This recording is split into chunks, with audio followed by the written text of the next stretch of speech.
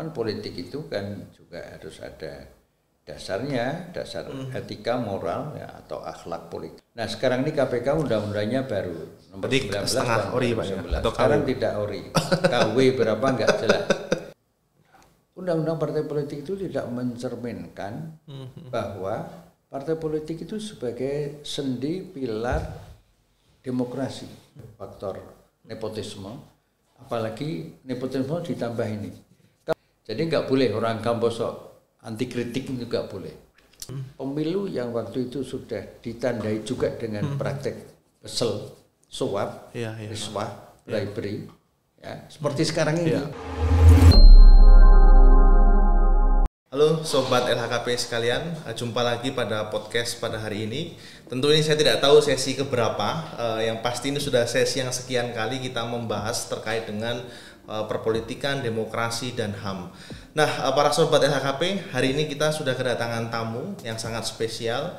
Beliau saya pikir sudah sangat terkenal dan akhir-akhir ini saya melihat sedang viral begitu terkait dengan respon putusan DKPP. Dan beliau juga salah satu ketua pimpinan pusat Muhammadiyah, yaitu adalah Ayahanda Busro Mukhodas. Selamat sore Bapak Busro. Selamat sore. Sehat Pak ini Pak? Alhamdulillah sehat. Saya lihat lagi viral Pak ya ini. Saya lihat banyak sekali berita Bapak terkait mendesak Gibran untuk mundur begitu dari pencalonan cawapres begitu. Nah, saya ingin ngobrol panjang Pak nanti terkait dengan itu. Tapi sebelum ke sana, saya minta Bapak untuk bercerita Pak terkait dengan karir Bapak dulu seperti apa, sekolah Bapak dulu di mana, dan kenapa kok Bapak hari ini berminat untuk terjun atau mengamati kondisi politik dan demokrasi dan hukum kita, Pak Busro. Monggo Pak. Ya, jadi begini, saya itu memiliki filosofi hidup dan kehidupan yang dibangun oleh orang tua dan dibangun oleh proses pendidikan. Ya. Pendidikan saya dari TK sampai SMA itu di Muhammadiyah. Full Pak ya. Terus kemudian di Fakultas Hukum UI S1, Fakultas Hukum S2 di Fakultas Hukum UGM, Fakultas Hukum UI, kembali lagi untuk S3. Nah, proses pendidikan itu kemudian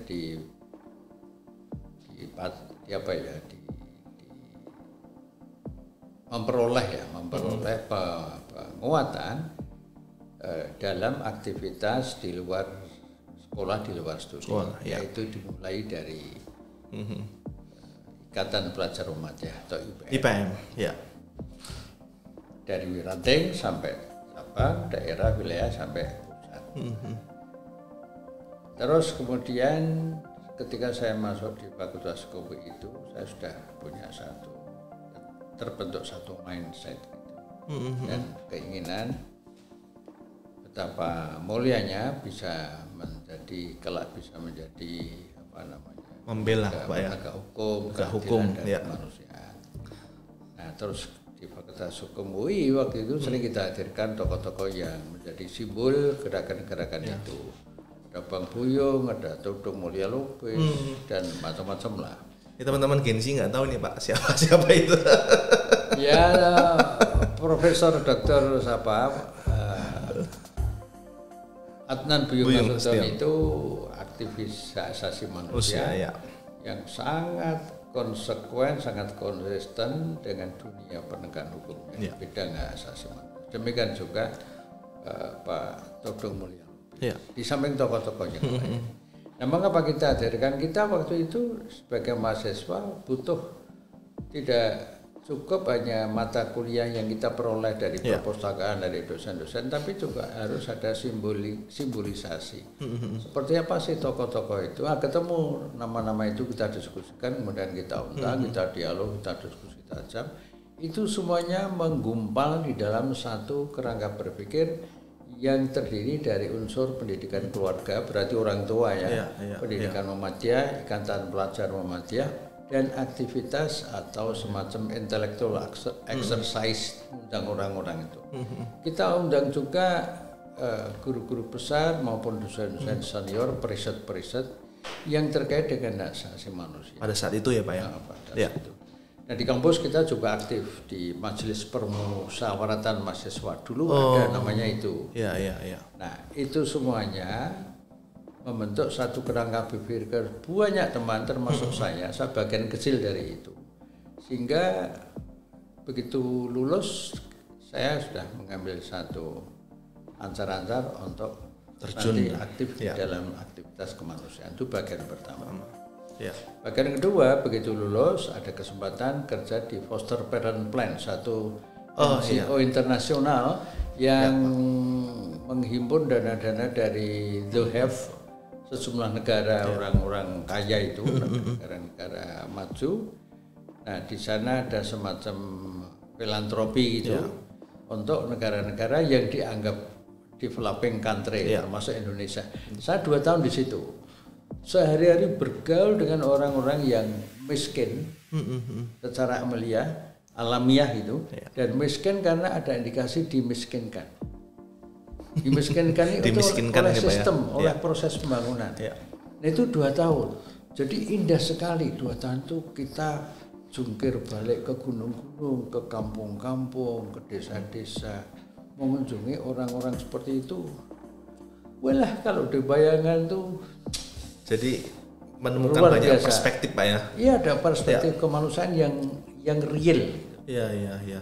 Nah, itulah kemudian setelah selesai ada panggilan di kampus untuk dosen Pak ya. Dosen saya ikut tes. Iya. Ikut tes seperti biasa.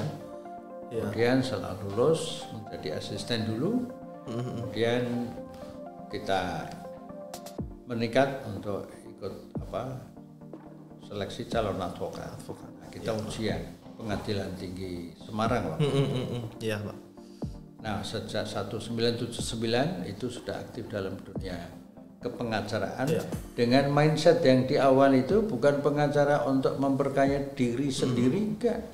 Walaupun itu bukan salah, asal bener loh ya. Tapi pengacara yang memang tujuannya lebih pada melakukan satu pembelaan korban-korban hak asasi manusia, proses-proses pelanggaran hukum dan keadilan, pelanggaran hak asasi pelanggaran kemanusiaan.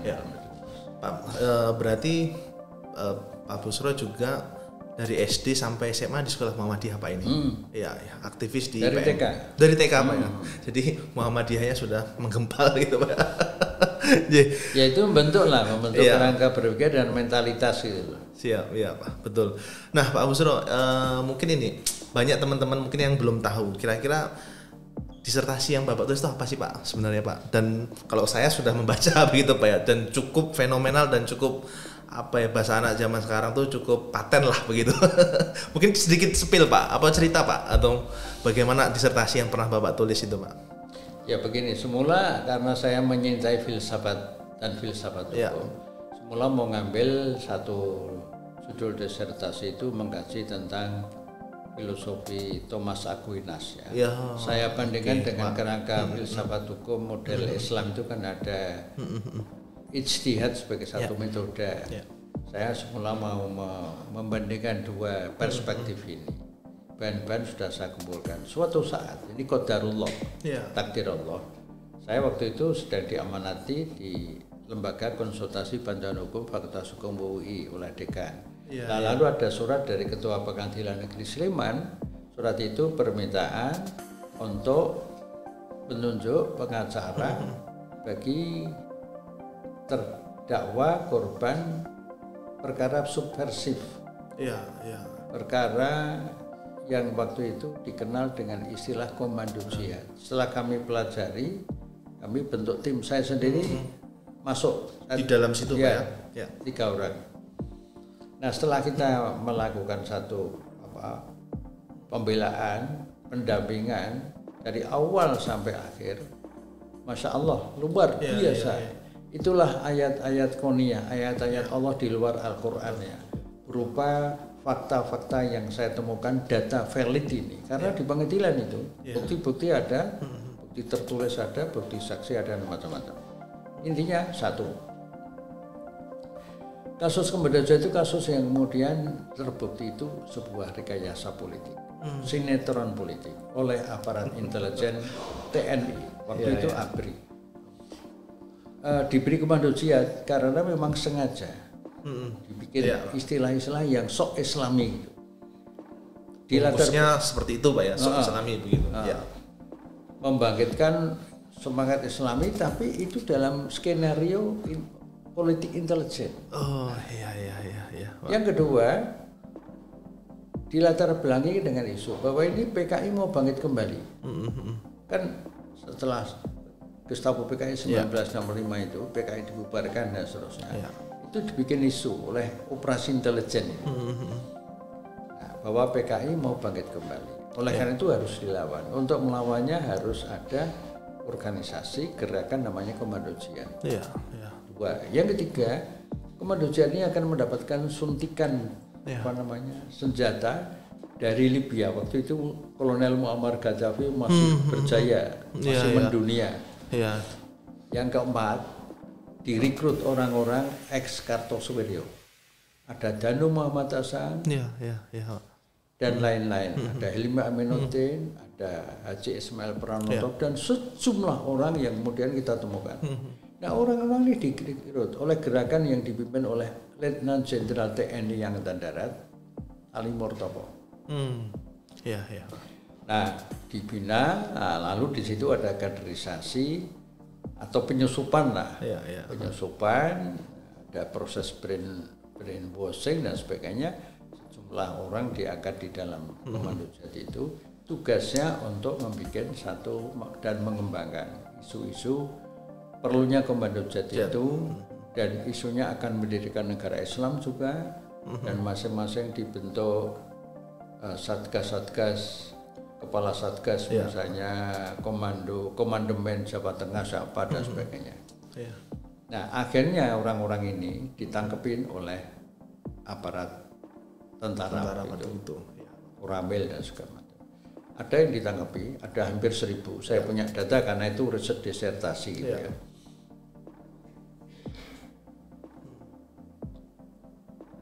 Tokoh-tokoh Muhammadiyah, Nahdlatul Ulama, pelajar Islam Indonesia, GPI. Nah, ada di situ, Pak. Ada di situ. Nama-nama masih saya simpan. Ada di dalam buku yang sudah saya terbitkan itu. Iya, Pak. Nah, kemudian setelah kita analisis dengan sejumlah orang dan dengan perspektif tertentu, ketemu teori tentang hegemoni. Ada Gramsci, ada Galtung dan sebagainya. Dari teori-teori yang lain-lain kita mengambil kesimpulan besarnya begini, bahwa gerakan Komando Jihad itu sistemik, struktural, masif. Ya. STM singkatannya.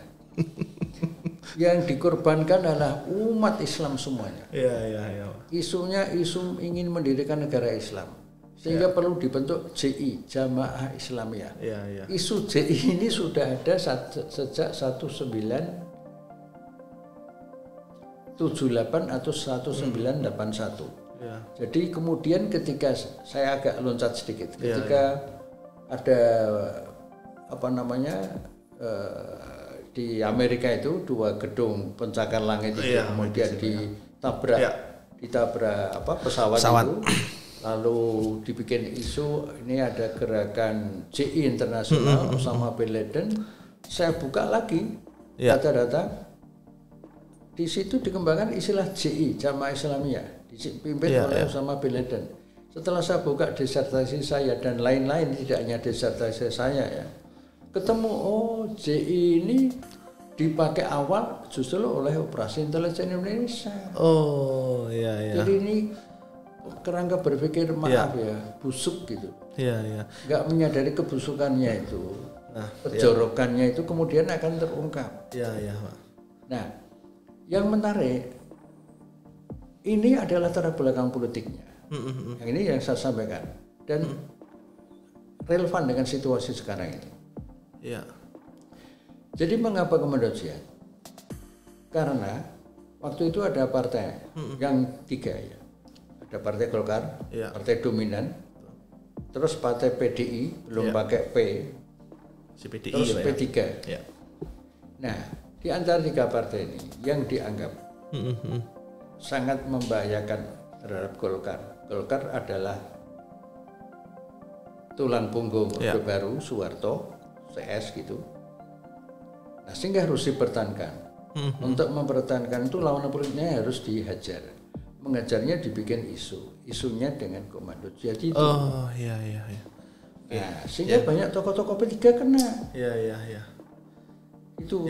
Nah, lalu macam-macam rekayasa dilakukan, penyiksaan, kemudian ada yang tidak disiksa, dikeluarkan, tapi dijadikan intel, informan. Iya. Di dalam situ dikeluarkan betul. Saya pernah didatangi informan itu. Pernah saya juga diperiksa oleh aparat intelijen Angkatan Darat, pernah saya dan teman-teman. Dari situ mempunyai pengalaman, oh begini tuh cara intel bekerja. Sangat tidak profesional. Oh iya. Ya, tapi dapat pelajaran. Pelajaran tentang unprofessional thinking dan unprofessional conduct itu. Iya, Pak. Nah, kesimpulannya kalau ditanya tentang disertasi itu, apa dibalik itu? Satu, disertasi ini mengungkap peran intelijen yang ditarik-tarik dalam untuk kepentingan politik penguasa. Dua, buktinya apa? Soeharto bisa berkuasa selama 32 tahun. Ketiga, apakah selama 32 tahun itu terjadi korupsi? Korupsinya sentralistik. Kalau sekarang ini, kalau saya sedikit membandingkan, sekarang ini ya sentralistik, ya sekaligus desentralistik, tapi lebih dominan sentralistiknya. Kalau dulu sentralistik, di tangan Jakarta semuanya, cendana semuanya. Lebih parah mana Pak, hari ini? Oh, jauh lebih parah sekarang. Karena nyebar. Ya. Nyebar betul sekarang ini. Aktor-aktornya itu. Nah, sehingga tentara waktu itu, ABRI, diperankan sebagai alat untuk mempertahankan kekuasaan, mengawetkan kekuasaan. Akibatnya juga terjadi pelanggaran HAM terhadap aktivis-aktivis, termasuk aktivis kampus. Saya sebagai salah satu aktivis kampus berapa kali diperiksa oleh intelijen di Korem 072 itu. Ya kita tahu ini intelijen ini cari-cari poin aja. Iya, betul. Enggak dapat apa-apa dari saya, tidak ada kerangka berpikir mendirikan NII. Iya. Berarti Pak Busro pernah dituduh juga untuk Pak ya, mengalami intimidasi, pernah Pak Busro waktu itu? Pernah, yaitu dipanggil resmi oleh Korem itu. Iya. Ya karena kita pengacara juga ya, tahu cara mengelaknya Pak ya. Betul Pak. Dan itu semuanya enggak ada dasarnya sama sekali. Sekarang terus kemudian kita katakan silakan bapak-bapak, kalau memang bapak-bapak sudah yakin dari sekian kali memeriksa kami sudah cukup, segera bawa ke pengadilannya. Saya tidak akan cari pengacara karena saya juga pengacara akan bela diri saya sendiri. Akhirnya kosong Pak. Nah, itulah kelakuan kekuasaan ketika memperalat alat-alat negara. Sekarang ini kalau nyata-nyata, bukan kalau ya, nyata-nyata Presiden Jokowi sudah memperalat TNI dan Polri, ini pelajaran yang nanti kita masuk ke sana Pak. Ya, siap. Teman-teman yang mau tahu disertasinya Pak Busro apa, komentar nanti di YouTube-nya LHKP PP Muhammadiyah. Oke, Pak Busro, saya ingin geser nih Pak. Gimana pemilu sekarang Pak? Dari mulai Bapak terjun dalam praktisi, baik itu politik atau hukum Pak ya, melihat pemilu sekarang itu gimana Pak? Saya ingin dengar perspektif Bapak ini. Ya begini ya, menjelaskan pertanyaan tentang pemilu sekarang ini tentu tidak mungkin tidak saya kaitkan, tidak dikaitkan dengan politik. Karena itu pemilu juga bukan produk dan aktivitas politik ya. Cuman politik itu kan juga harus ada dasarnya, dasar etika moral ya, atau akhlak politik itu ada. Nah kemudian saya aktif menjadi pemantau pemilu bersama teman-teman aktivis yang lain sejak 2004 yang dimenangi oleh Presiden SBY. Lanjut 2009 dimenangi oleh Presiden SBY lagi. Terus 2014 saya tidak menjadi pemantau resmi ya, tapi mengikuti dari KPK. Waktu itu saya masih bertugas di KPK yang ori. Yang original. Karena undang-undangnya undang-undangnya lama nomor 30 tahun 2002. Nah sekarang ini KPK undang-undangnya baru nomor 19 setengah ori Pak ya? Atau sekarang tidak ori, KW berapa nggak jelas. Itu yang berjasa membuat KPK sekarang tidak ori itu Presiden Insinyur Jokowi bersama DPR melalui undang-undang itu. Nah selama di pengalaman-pengalaman tersebut kesimpulannya begini. Pemilu itu karena pelaku utamanya adalah partai politik, maka ada persoalan serius fundamental, yaitu pada undang-undang partai politik. Undang-undang partai politik itu tidak mencerminkan bahwa partai politik itu sebagai sendi pilar demokrasi. Harusnya di dalam partai politik itu ada proses demokratisasi dalam tubuhnya sendiri. Betul. Ya. Tidak boleh di dalam partai politik itu ada dinasti seperti yang sekarang ini sebagian parpol kan. Nggak ada dinasti nepotisme itu nggak boleh, itu bertentangan. Yang kedua, karena mewakili rakyat untuk kepentingan rakyat, maka undang-undang parpol itu harus terbuka kepada rakyat. Baik dananya dari mana, penggunaannya untuk apa, akuntabilitasnya seperti apa, kemudian siapa yang direkrut jadi pengurus parpol dari bawah sampai atas, apalagi pengurus parpol yang nanti mau masuk menjadi anggota DPR dari tingkat 2, tingkat 1 sampai pusat, itu harus clear. Dalam arti bagaimana? Clear itu tidak boleh mendasarkan pada faktor nepotisme, apalagi nepotisme ditambah ini. Kalau mau masuk parpol aja sudah dominan dua faktor ini. Udahlah parpol ini doubles. Duit ya teman-teman ya. Duit. Fulus. Nah, apalagi ketika mau menyalonkan menjadi DPR, kampanye itu public campaign-nya itu dananya mesti miliaran, miliaran, tidak cukup jutaan.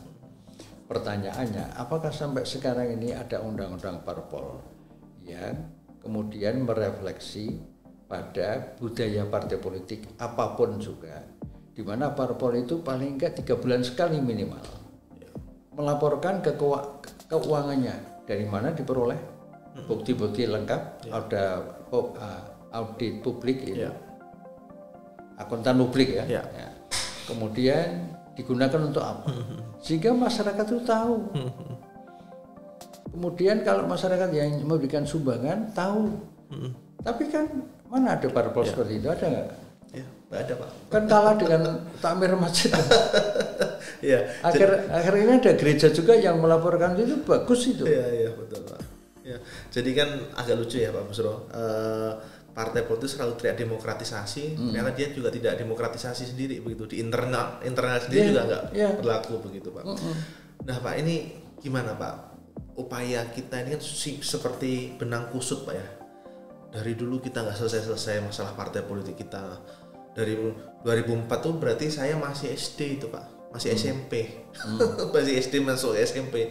Dari dulu sampai sekarang sama persoalannya Pak, partai politik kita. Nah ini apa Pak yang perlu kita dorong, apa yang perlu kita lakukan ini Pak sebagai masyarakat sipil Pak Busro ini? Nah, saya juga melakukan koreksi sebagai salah satu unsur masyarakat sipil ya. Sehari-hari bergerak dalam dunia kampus kan terbiasa dengan evaluasi, terbiasa, kritik biasa. Kalau perlu kita undang orang lain untuk kritik itu biasa. Jadi nggak boleh orang kampus anti kritik itu nggak boleh. Kritik sebentar, terapkan pasal undang-undang ITE ya, pelakuan sementara aparat kita itu nggak boleh. Nah, dari evaluasi saya dan teman-teman itu ada pertanyaan besar bahwa mengapa sudah bertahun-tahun partai politik mengidap penyakit seperti itu? Apakah tidak ada secara tidak langsung peran masyarakat sipil yang minimalis? Bukannya tidak ada, tapi minimalis. Padahal bisa ditingkatkan peran itu semakin signifikan. Karena peran masyarakat sipil itu minimalis. Seakan-akan parpol itu urusannya orang-orang yang di dalam situ. Di dalam situ. Akibatnya parpol bekerja sendiri. Lama-lama masuk comfort zone, zona nyaman. Tidak ada kontrol nih. Uang sekian ke hotel aja minta bintang 5, mobil mewah. Kan ya ada lah orang-orang parpol yang sederhana itu banyak juga. Tapi kan pada umumnya kan tidak. Nah oleh karena itu, kalau elit parpol itu mau menyadari dosa-dosa sejarahnya gitu. Bersama masyarakat sipil, saatnya undang-undang parpol itu direvisi Pak ya, dijebol fondamen filosofinya, ideologinya dan metodologinya. Tapi jangan serahkan parpol sendiri, harus dengan. Nah ini tergantung pemilu besok. Pemilu besok itu kalau presidennya tidak punya agenda ini percuma saja, siapapun pemenangnya percuma saja. Karena ini salah satu sumber penyakitnya undang-undang parpol. Yang kedua undang-undang pemilu dan yang ketiga undang-undang pilkada. Itu tiga ini menjadi fondasi pembangunan, pengembangan demokrasi dan proses demokratisasi ke depan jika hasil dari 14 Februari besok itu yang terpilih memiliki concern, dan concern itu bukan concern mendadak, sudah sudah didasarkan kepada terkam saja. Enggak ada kesadaran mendadak itu. Wah itu berat itu Pak, mau merubah undang-undang parpol sedangkan mereka lagi nyaman-nyamannya begini. Betul, itulah betul kali. Nah oleh karena itu kalau masyarakat sipil minimalis, kampus diam, forum rektor diam, ormas-ormas agama hanya lebih menitik beratkan aktivitas internalnya aja. Pertanyaannya, apakah agama itu tidak mengajarkan etika dan gerakan pembebasan? Dalam arti yang konstruktif ya. Betul. Setuju. Karena agama kalau ritual saja, itu kan urusan dengan hablum minallah, dengan Allah. Tidak cukup. Allah sendiri menyatakan harus juga dengan hablum minannas, sesama manusia dalam arti luas. Jadi kesalahan masyarakat sipil itu juga di situ. Mengapa riset kampus-kampus juga tidak membongkar gurita apa yang terjadi di parpol itu sesungguhnya, apa yang dibalik undang-undang pemilu pilkada itu.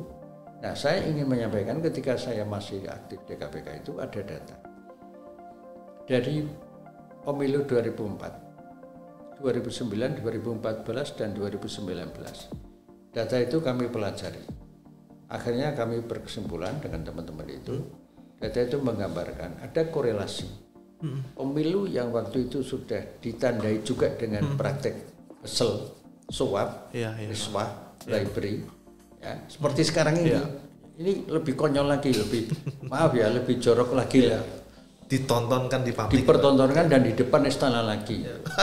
Pembagian BLT-nya itu Dan langsung oleh presiden. Seakan-akan menteri-menteri sampai lurah-lurah itu tidak punya peran apa. Padahal di depan istana sering ada aksi kamisan Pak ya.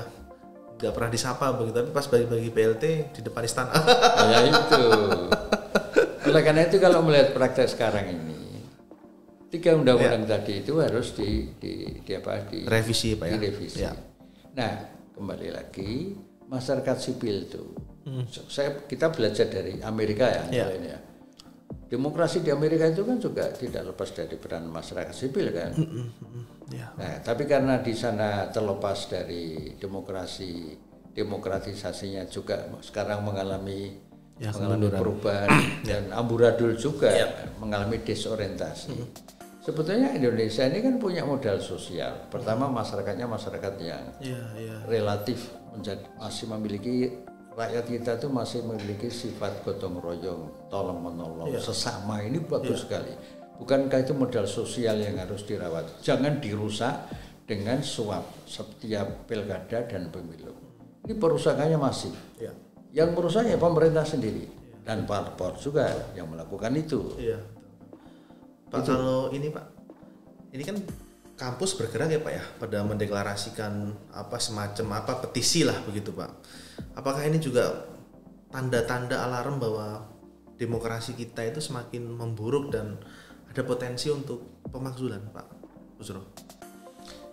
Pemakzulan itu legal, konstitusional. Ya. Di Indonesia pertanyaannya, apakah cukup melakukan satu transformasi itu dengan alat yang legal itu, dengan peraturan perundangan yang melegalkan itu, cukup nggak? Menurut hemat saya ini PR besar. Apakah tidak perlu legalitas yang mengatur tentang pemakzulan itu? Dan sekarang indikasinya itu sudah kuat loh, Presiden Jokowi itu sudah kuat, banyak pelanggaran. Tapi pertanyaannya, apakah kita memiliki alat itu di DPR? Ketika di DPR sendiri tidak ada partai oposisi. Kalau untuk kasus-kasus pembahasan undang-undang tertentu ada partai tertentu yang walk out, apakah itu oposisi? Jangan-jangan itu hanya cari muka aja kepada konstituennya aja. Setuju Pak. Ya, saya mengambil contoh undang-undang KPK. Siapa yang meremuk KPK itu? Parpol mana? Coba kita tahu semuanya itu. Nah, oleh karena itulah maka kalau kembali pada pertanyaan tadi, maka agenda yang terpokok itu adalah agenda yang terkait dengan revisi 3 undang-undang tadi, karena ini berkaitan dengan hasil pemilu yang tadi saya sebut. Hasil pemilu 2004 sampai 2019 itu, data di KPK itu menggambarkan ada NKKRI. Ini singkatan saya. Negara Kesatuan Koruptor Radikal Indonesia. Di mana indikatornya? Baru teman-teman. Ya, NKKRI itu di mana? Ada data di KPK itu. KPK yang ori itu tadi. Iya, Pak. Itu hampir semua daerah itu, kecuali yang tidak, rata-rata terjadi korupsi, dan pelaku korupsi itu mesti pejabat, mesti pejabat publik lah, eksekutif, legislatif, yudikatif ya. Tapi ada swastanya. Swasta biasanya yang nyuap itu. Mengapa seperti itu? Karena pilkadanya tidak fair. Misalnya yang menang pilkada sampai presiden itu, di belakangnya ada bohir atau calo-calo judi politik istilah saya. Mereka kalau calonnya menang, presidennya dimenangi oleh komplotan calo-calo, mereka akan nagih. Nagihnya nanti dengan undang-undang. Buktinya apa? Undang-undang minerba, undang-undang cipta kerja, undang-undang kesehatan yang kita Muhammadiyah bersama organisasi profesi kedokteran menyatakan penolakan tegas, tapi pemerintah tutup telinga gitu, disahkan aja. Dan undang-undang yang lain sampai sekarang tidak ada inisiatif merubah 3 undang-undang parpol, pemilu, pilkada. Ada nggak Pak rencana Muhammadiyah ini untuk mencoba semacam judicial review Pak terkait ini? Judicial review itu sekarang sedang kita pikirkan, bukan untuk judicial review terhadap undang-undang, mengingat kondisi Mahkamah Konstitusi sekarang sedang sakit parah. Apa itu yang bikin sakit parah? Yang kemarin putusan Mahkamah Konstitusi nomor 90 tahun 2003 yang menyangkut posisi Gibran, anak sulung Presiden Insinyur Joko Widodo. Itu MK direnggut independensinya, martabatnya. Nah, majalah Tempo satu-satunya majalah yang memiliki keunggulan investigasi dan dalam laporan utamanya itu menggambarkan dan mendidik pada publik bahwa MK situasi sekarang ini membuat kami semuanya termasuk di Muhammadiyah, kalau mengajukan JR ke MK rasa-rasanya kalau nanti kalah, justru itu menjadi diperkuat. Nah, kami sedang berkonsentrasi sekarang, sedang membahas, membidik peraturan perundangan di bawah presiden. terutama tentang peraturan-peraturan pemerintah, peraturan presiden yang terkait dengan PSN. Oh ya. Proyek strategis nasional. Karena sudah ada korban masif. Iya. Rakyat miskin di mana? Di Rempang, Wadas mana? Purworejo, terus Pakel Banyuwangi, terus Kendeng dan lain-lain di Kalimantan, Morowali, Papua juga, termasuk IKN. Nah IKN itu ya, kami mengajukan judicial review selaku akademisi. Sejumlah bersama dengan sejumlah aktivis NGO di MK, alhamdulillah dikalahkan. Nah, habis itu kami sekarang mikir 1000 kali kalau ke MK. Kalau peraturan presiden, peraturan pemerintah itu JR-nya ke Mahkamah Agung. Ada harapan di sana masih banyak hakim agung yang punya integritas. Ada harapan lah. Nah, Pak Busro, kalau Bapak lihat berapa Pak nilai untuk Pak Jokowi terkait politik dan demokrasi, Pak? Dari 1 sampai 10, Pak Busro. Saya pemilu pada 2014 saja tidak memilih yang bersangkutan itu ya. Karena track recordnya belum cukup. Belum cukup karena ya baru level wali kota gitu. Dan tidak ada tradisi atau rekam jejak ya aktif sebagai penggerak demokratisasi gitu. Leadershipnya juga tidak kita dengar menonjol. Nah, dalam perkembangannya kemudian hari kita ikuti bersama teman-teman yang lain itu. Akhirnya dengan perkembangan di tahun mulai 2019, ketika undang-undang KPK itu dibikin stroke, ya, lumpuh gitu, bukan dilemahkan, dilumpuhkan. Kemudian tidak puas nafsu politiknya untuk menghajar KPK itu. Masih dipenuhi dengan nafsu yang kedua. Semua pegawai di ASN-kan, berarti di bawah presiden. Presiden di bawah parpol, petugas parpol kan. Di belakang parpol ada kekuatan modal. Nah itu, kan bisa dibaca ini. Belum puas dengan itu, Presiden KPK mengajukan tes wawasan kebangsaan. Keren kan istilahnya. Tapi setelah kami mendengar seperti apa sih tes wawasan kebangsaan itu prosesnya dan substansinya, ya Allah, permainan dengan nilai-nilai kebangsaan yang rumusannya cantik sekali. Nah, tujuannya untuk memberitikan, untung dengan kata-kata diberitikan dengan hormat, tapi caranya sama sekali tidak niradab, tidak ada adabnya. Nah dikeluarkan 75 pegawai KPK, novel CS itu. Nah setelah itu KPK kemudian melakukan langkah-langkah yang tidak profesional, menjadi alat politik. Kesan seperti itu sangat kuat. Puncaknya adalah ketua KPK baru sekarang ini menjadi tersangka, sayangnya tidak ditahan sampai sekarang ini. Kapolri patut kita pertanyakan integritasnya, mengapa tidak ditahan? Presiden Jokowi sebagai Panglima TNI dan Polri punya kewajiban etik dan moral untuk memerintahkan Kapolri tinjau kembali, kalau memang perlu ditahan, tidak juga. Nah yang menarik, ketika novel CS itu dikeluarkan dengan alasan tidak lulus TWK tadi, tes wawasan kebangsaan itu, Presiden Jokowi angkat tangan, lepas tanggung jawab atas dasar fakta-fakta itu yang tadi saya urai. Dan terakhir puncaknya putusan MK tadi, peran orang-orang istana termasuk Presiden Jokowi diam saja terhadap panahnya itu, bahkan terkesan sekali memperjuangkan itu. Maka kalau ditanya nilai berapa, skornya 0 sampai berapa? 1 sampai 10. 1 sampai 10. Mudah-mudahan tidak terlalu meleset. Ya 4,5. 4,5 aja di teman-teman nilainya.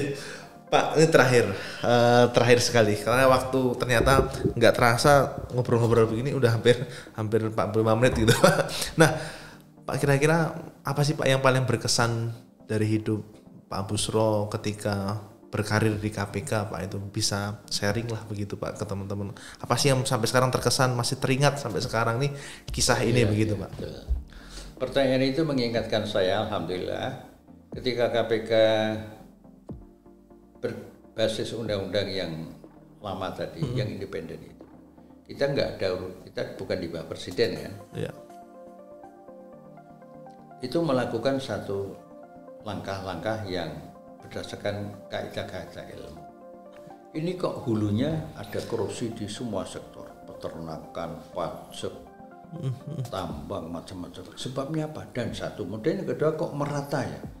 Kemudian kita analisis, kita meng-hire orang-orang luar ya. Kami KPK tidak punya. Analisisnya mengajar, oh ini semuanya sektor hilir. Kalau ada hilir mesti ada hulunya. Nah hulunya kita pelajari. Sejak peraturan perundang-undangan sampai ke bawah, setelah kita pelajari,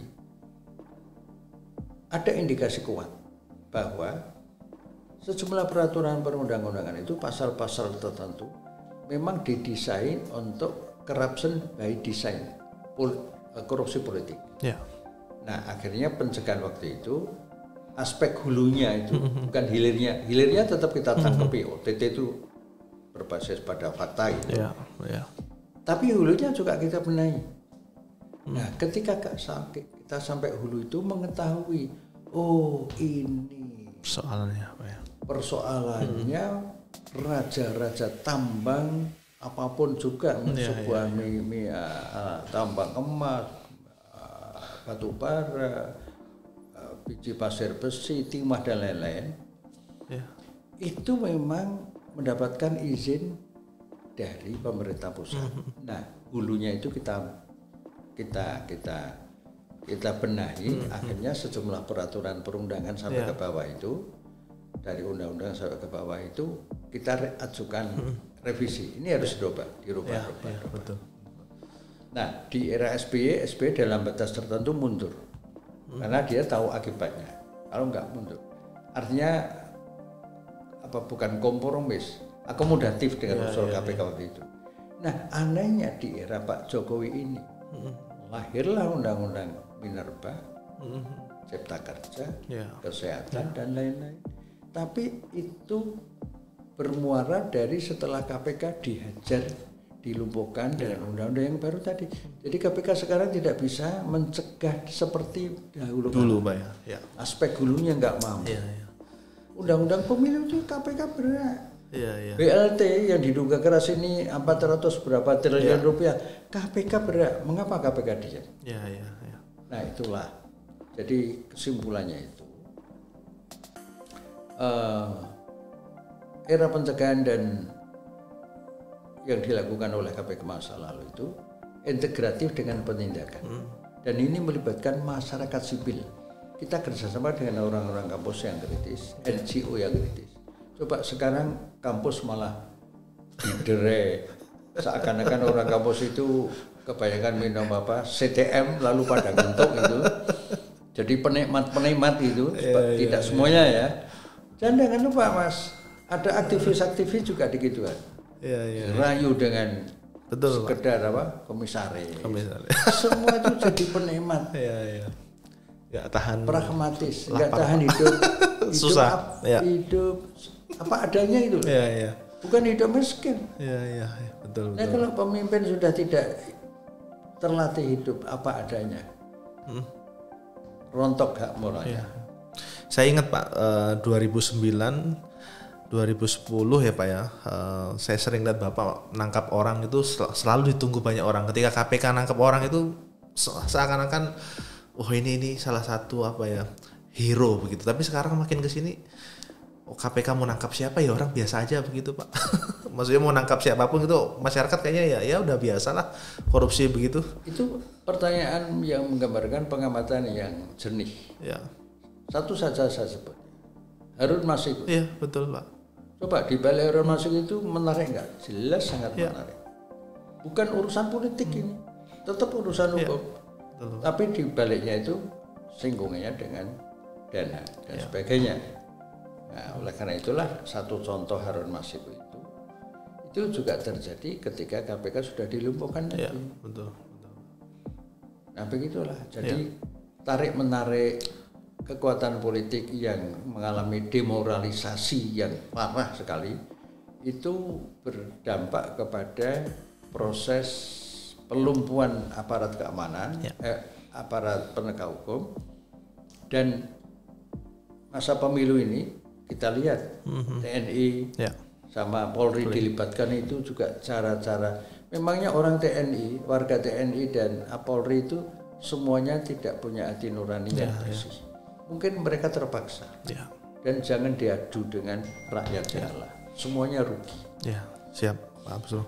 Jadi teman-teman, ini sebenarnya nggak cukup waktunya kalau kita mau mengupas terkait dengan disertasinya Pak Busro begitu, undang-undang KPK dan pemilu. Saya rasa itu butuh waktu segmen-segmen khusus nanti Pak Busro untuk membahas ini. Nah, mungkin itu teman-teman, saya nggak usah menyimpulkan karena saya rasa nanti teman-teman bisa lihat sendiri bagaimana pembahasan terkait dengan diskusi kita pada hari ini. Dan saya ucapkan terima kasih Pak Busro telah berkesempatan untuk ngobrol. Sampai jumpa lagi di podcast selanjutnya. Assalamualaikum.